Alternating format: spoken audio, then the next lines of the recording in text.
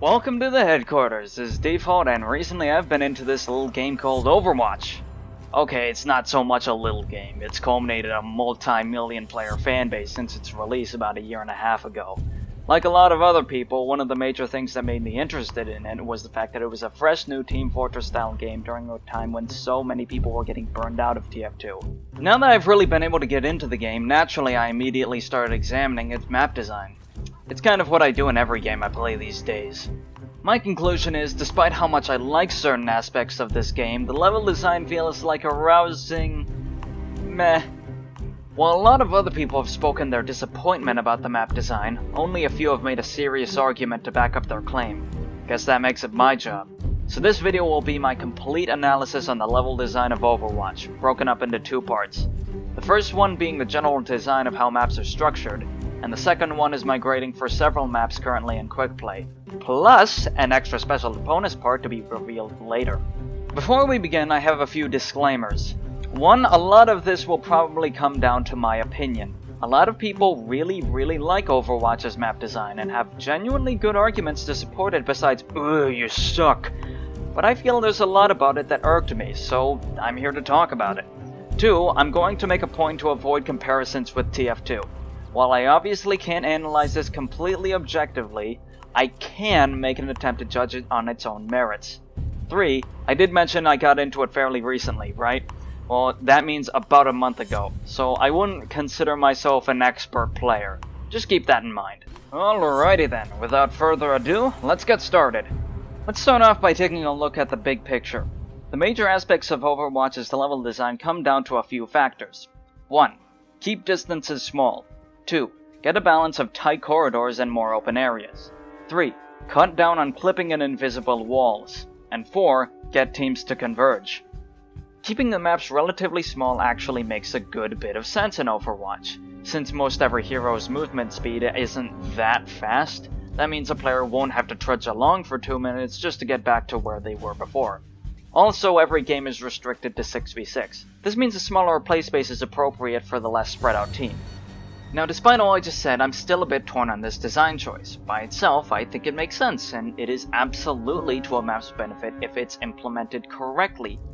The issue I see is the fact that this is incredibly easy to mess up. See, when you have to make a map smaller, that means it's prone to have tighter combat spaces. This puts a greater emphasis on more short-range heroes rather than long-range ones. Let's take a look at the first point on the map icon wall. Sure, it seems like a pretty open area, but everything is super tightly packed together. This means the area skews more towards characters like Reaper or Mei, and isn't balanced for characters like Widowmaker, Soldier 76, or heck even Sombra, because it's too easy to get spammed while you're cloaking or hacking. Although the second part of the map is the polar opposite, but we'll get to that later. I think that this design choice is ultimately a conflict of interest that is arguably more trouble than it's worth to resolve. How do you create an area that takes little time to traverse and is optimized for fewer players while still avoiding the layout becoming a bit of a ball of constrained madness? Well, Sky Industries did it pretty well, but then what? Do we just make every map as similar to Sky Industries as possible? Despite the issues that I have with it, I think that it's sensible to just keep doing what they're doing. The benefits that it brings outweigh the downsides, which I'm exaggerating a bit anyway. I won't give it a free pass, but it's not the end of the world. Now for the second central design choice, which really goes hand in hand with the first. Keep a balance between open areas and tight corridors. Now, Overwatch has a lot of heroes, and they're only going to keep adding to that number.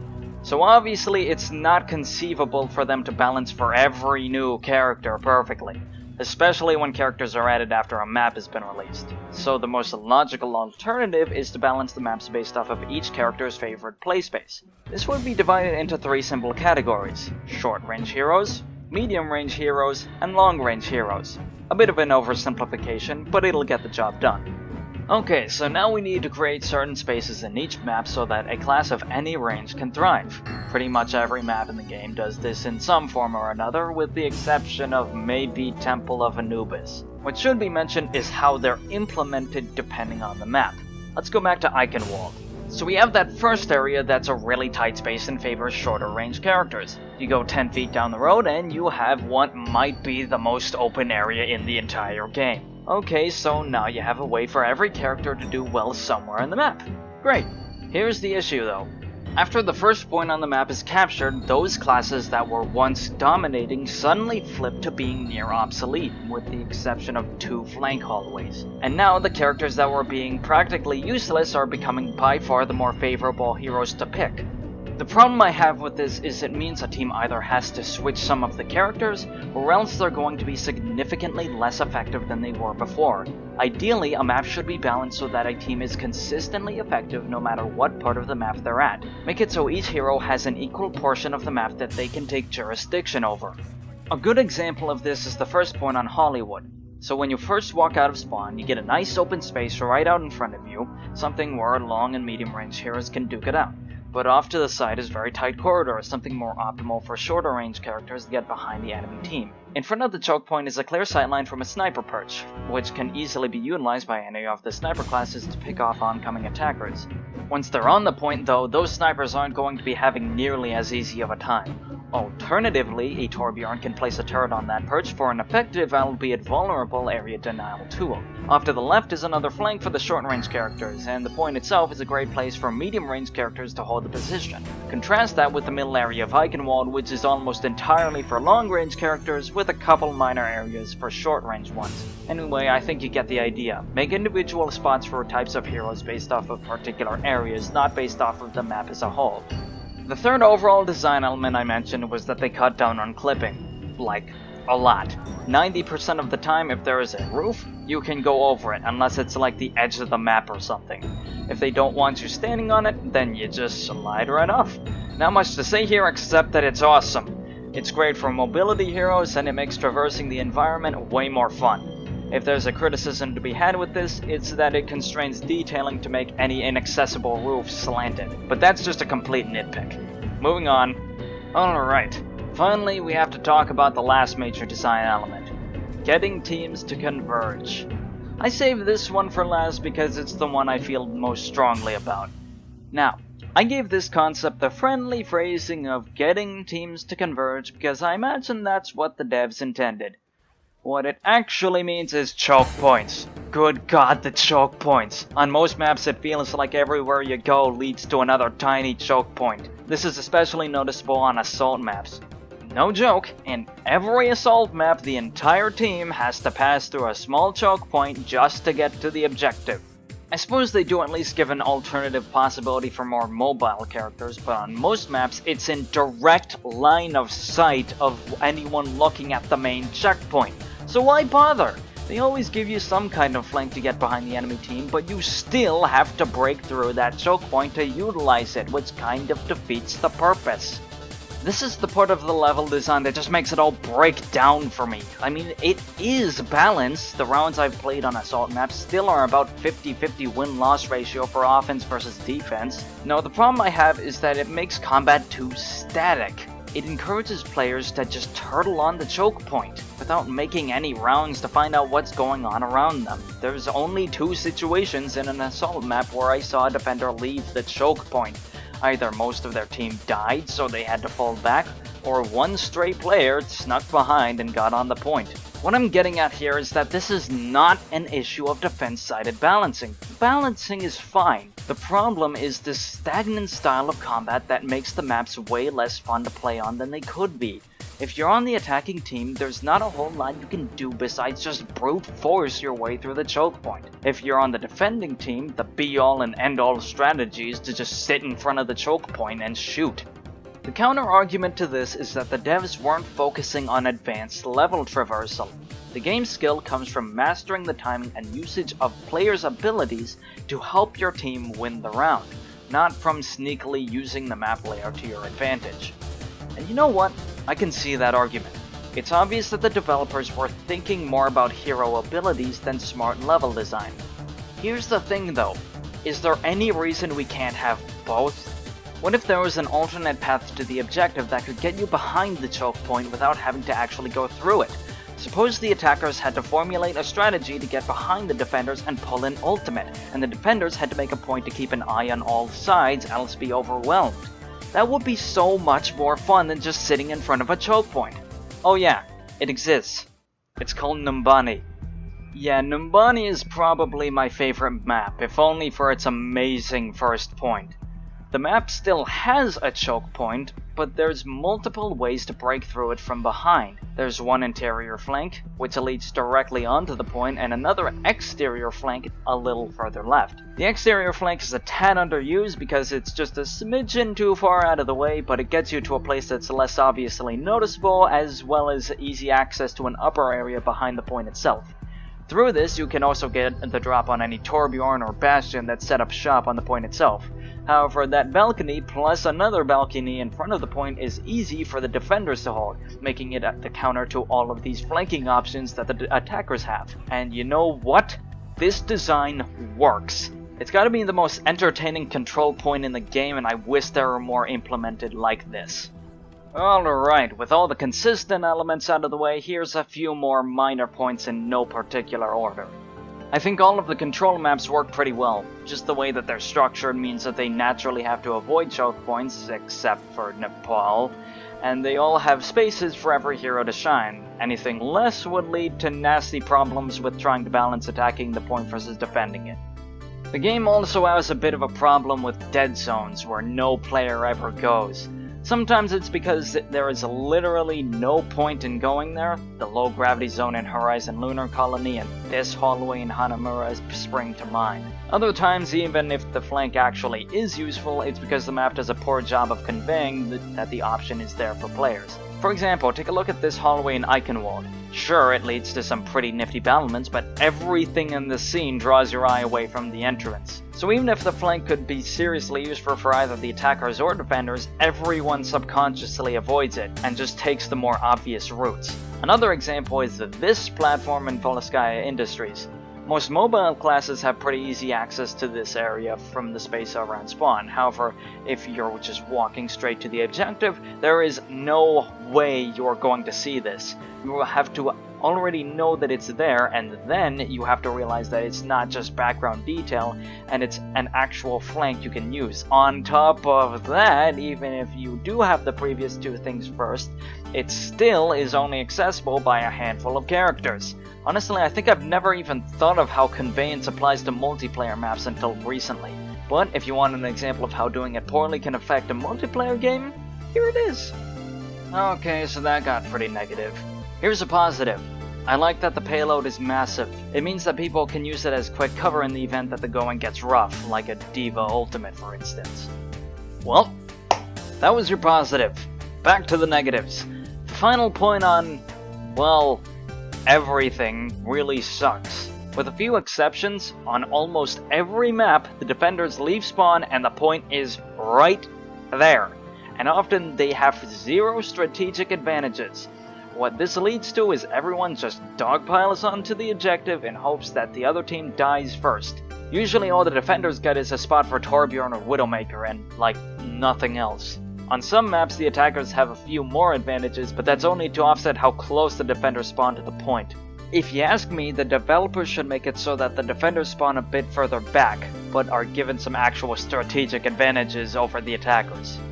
The other thing I've noticed is the weird lack of variety in the level design.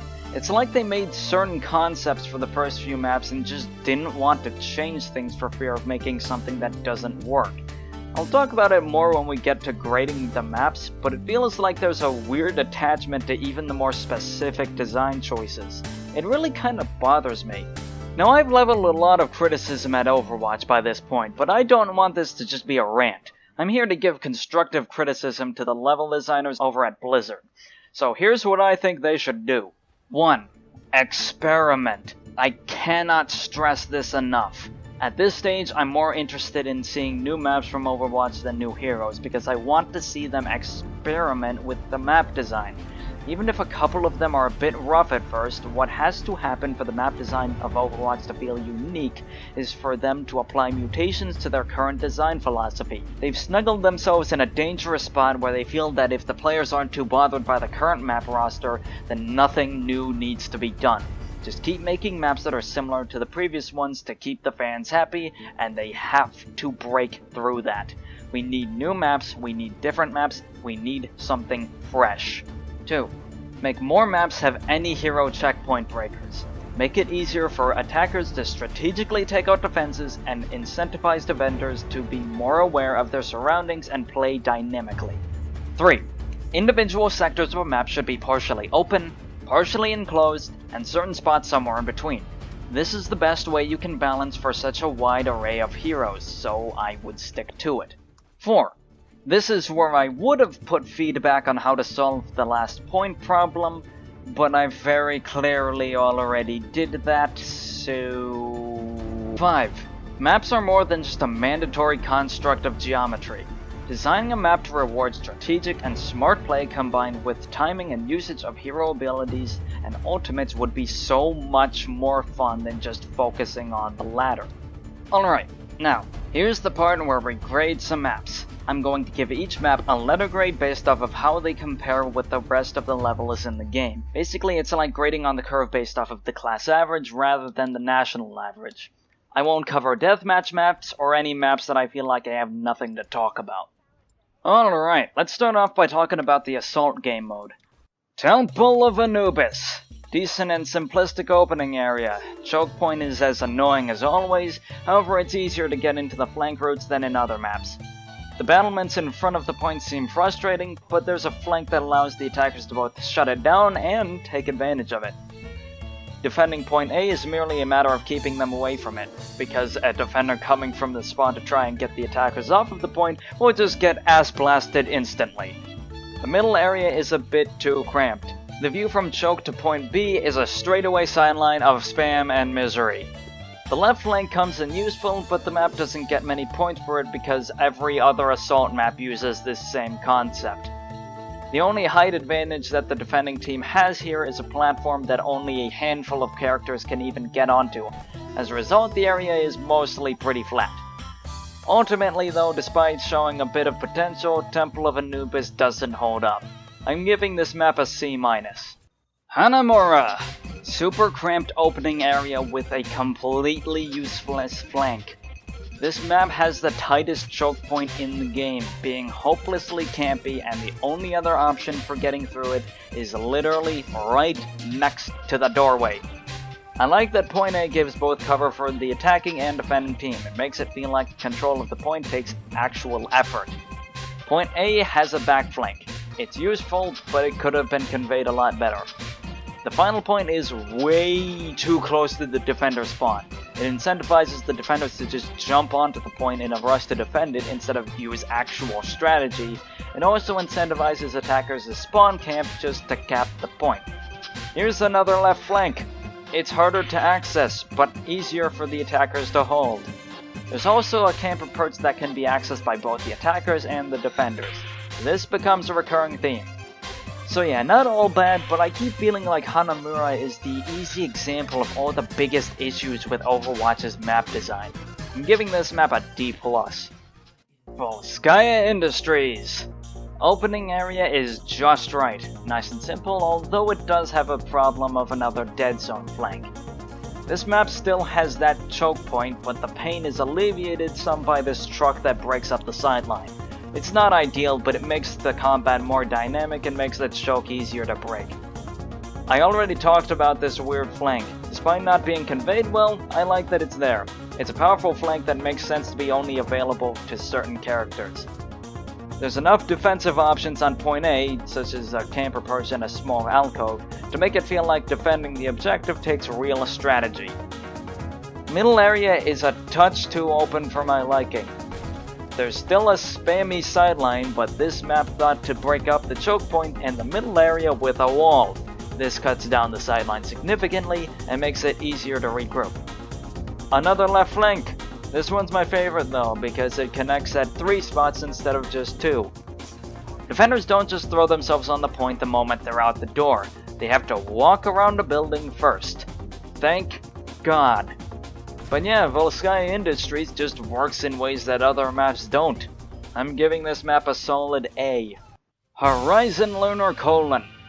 Opening area is a complete mess. The spawn in the middle of the opening area is completely useless, and somehow it feels both too tight and overscaled at the same time.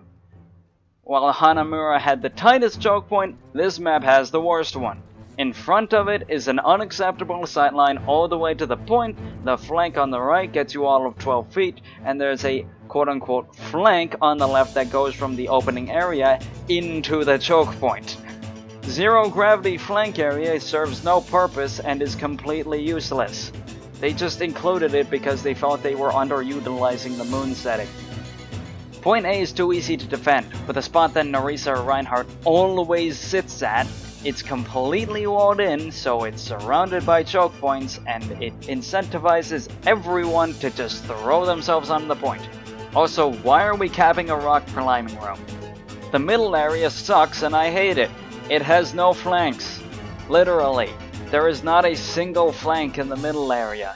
There's a couple different doorways to the final area, but nothing more. The final area sucks and I hate it. It's cramped as hell, has basically the same problem as Hanamura, and absolutely no cover anywhere except for a truck.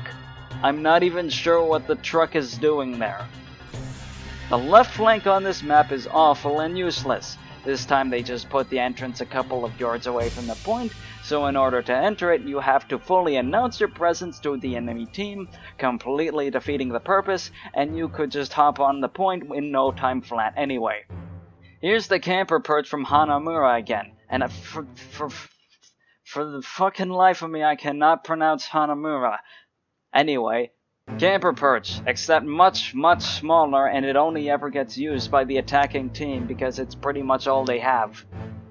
Okay, enough ranting. Sorry Horizon, but I'm failing you.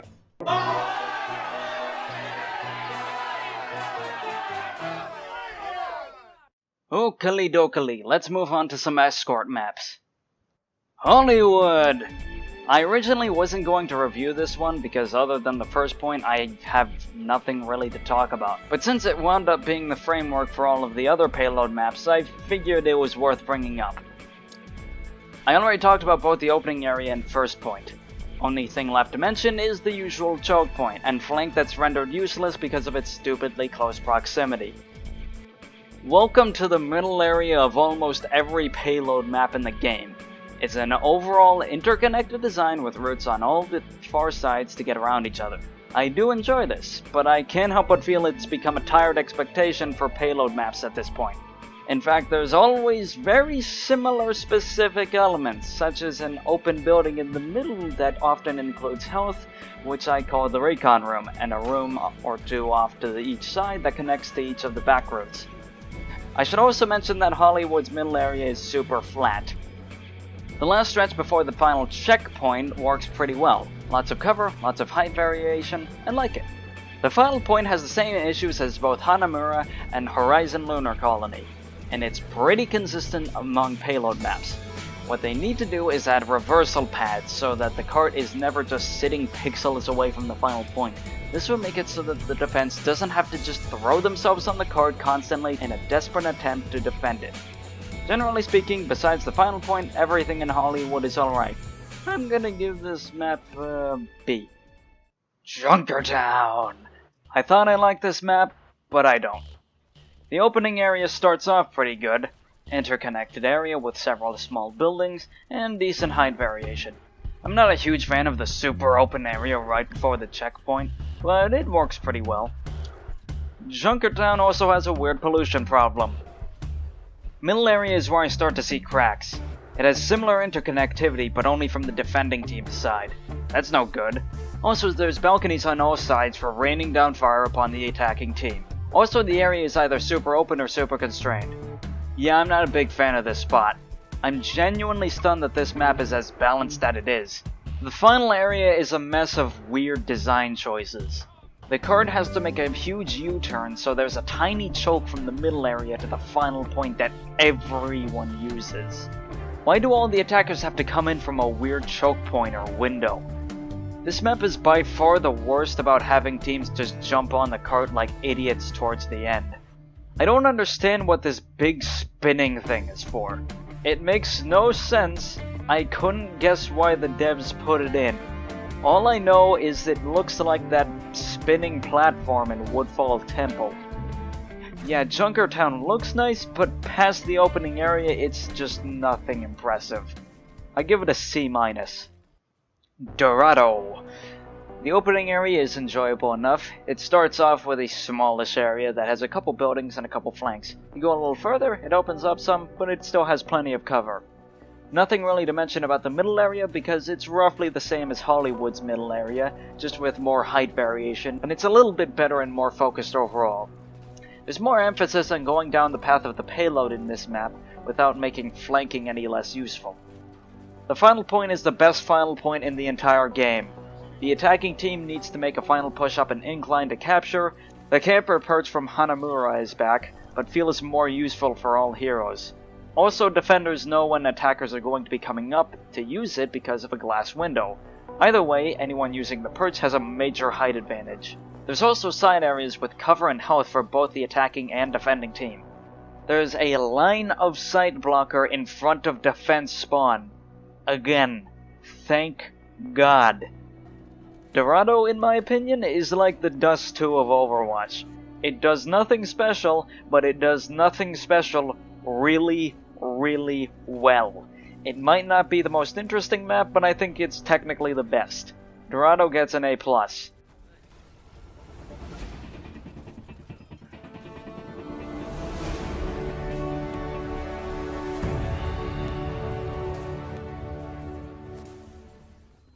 Numbani! Despite this map being my actual favorite, I do need to mention its one flaw first. Cramped spaces. It's not horrible, but the map as a whole feels a lot more constrained than most other maps, and not for a very good reason, especially when you consider that the buses are actually wider than the street lanes. I already gushed about the first point, so I'll move on. The middle area feels different from other Escort maps. There's still the same outer flanks that the other payload maps have, but it feels more linear. Now, I feel like the way they approached that linearity was pretty good, so there's nothing wrong with it. I just thought it had to be pointed out. The final point can suffer from some of the same issues as the other ones, however it's definitely above average.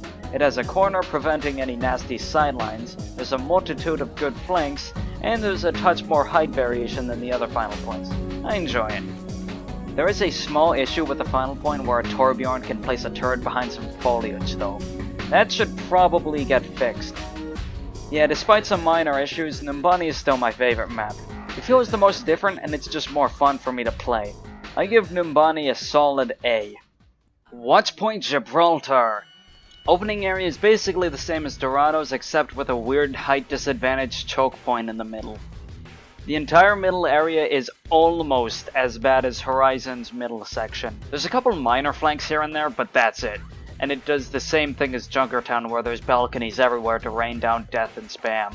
The last stretch really does not have enough cover. There's one room off to the side with some health and a ramp that leads to some battlements. Not much else. The final point just sucks. The attacking team literally has to spawn camp in order to push the cart to the finish, and all of the height advantages are of easier access to the attackers than the defenders, or at least of easier use.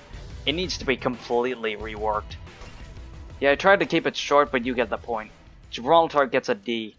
Alright, I'm just gonna skim over the control maps. I'm doing it this way for a few reasons.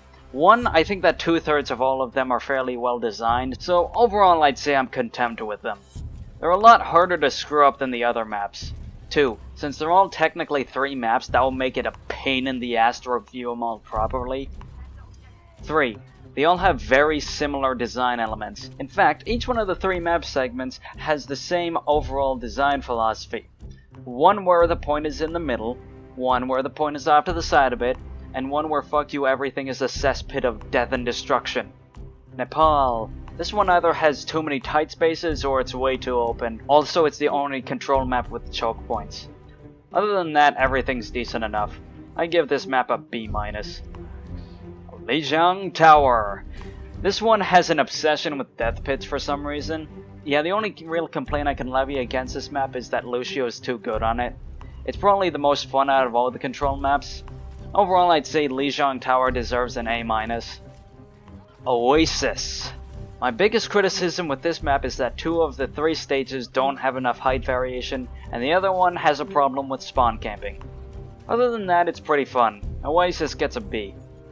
Ilios. I have absolutely nothing to say about this map other than it's blue and has pretty decent height variation. So, B. Yeah, that's about all I have to say for this analysis and all the reviews. Be sure to stay tuned for the surprise third part of this analysis.